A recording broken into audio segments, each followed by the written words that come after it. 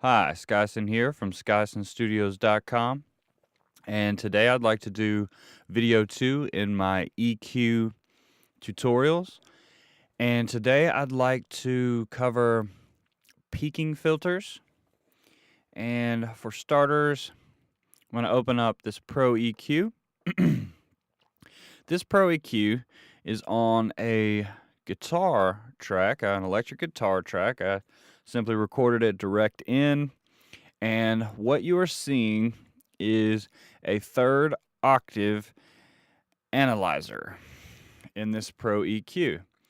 This Pro EQ is showing the frequencies of the guitar. These frequencies are happening all the way down here, you don't see much. All the way up here in the highest frequencies, you don't see much. That's because the guitar, for the most part, is a mid-range instrument. But I guess I could go ahead and show there are different types of analyzing that the Pro EQ will do. This is an FFT curve. And then you also have a waterfall.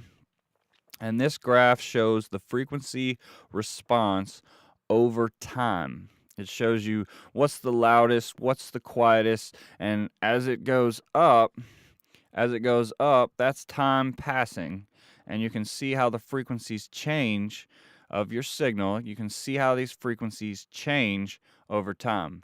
And then, of course, if you want to just use your ears, which is a good idea sometimes, you can click None, and then you will be able to use EQ filters in your Pro EQ or any EQ, and you will be able to hear the changes rather than see them on your screen. All right, I'm going to go back to third octave.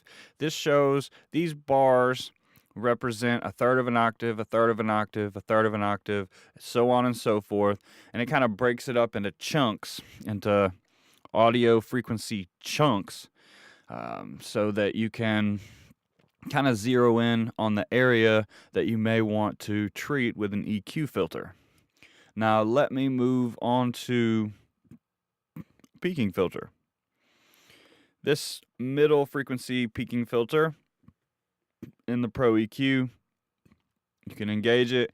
Now I will turn up the gain knob, and as you will see, the peaking filter here, it is boosting, it's accentuating, it's turning up these frequencies around 2 kilohertz.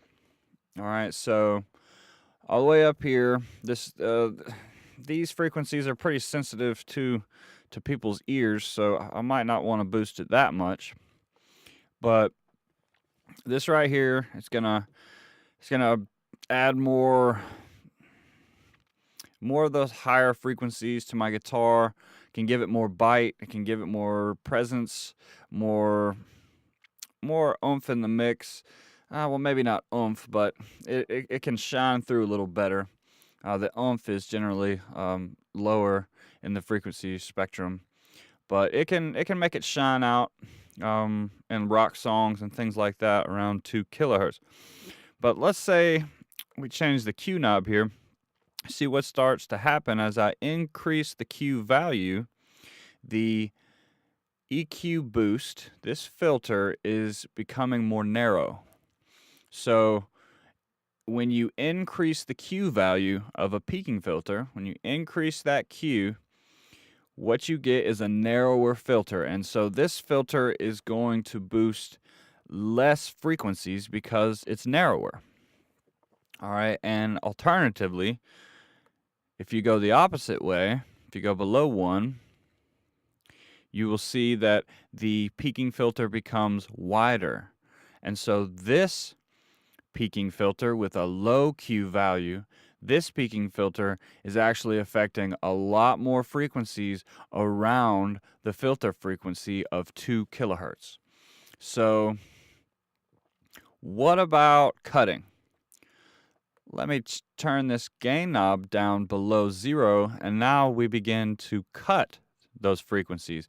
If you have a harsh guitar, if you have a distorted guitar that's just hurting your ears, it might mean that you should probably cut some of those upper frequencies. You can use a peaking filter, you can use a shelving filter, even a low pass filter. There are many different ways that you can soften the highs and remove some of the harshness with an EQ, but in this case we're talking about peaking filters. So if I'm cutting, it's going to sound less noticeable if I use a higher Q value when I'm cutting. So here you see a Q value of, let's just make it 7, keep it simple.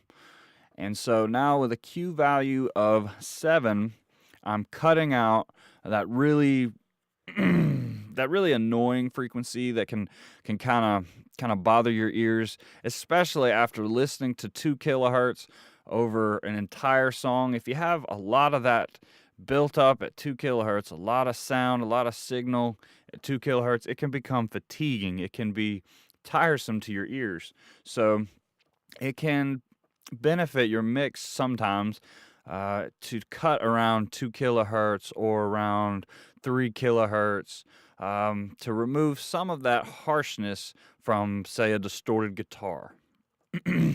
Now, if I wanted to boost, then this is going to sound, excuse me. If I wanted to boost, then a boost with a high Q value, this is going to sound very unnatural, okay? It's going to turn up those frequencies around 2 kilohertz and not really affect the neighboring frequencies that are a little bit lower or a little bit higher. So with a high Q value for boosting, it can sound very unnatural. So when it comes to boosting, if you have to boost, I wouldn't boost that much generally, but if you have to boost, then use a lower Q value and the boost will sound more natural. Okay, so when boosting with a peaking filter, all right, when boosting, use a lower Q value. When cutting, use a higher Q value.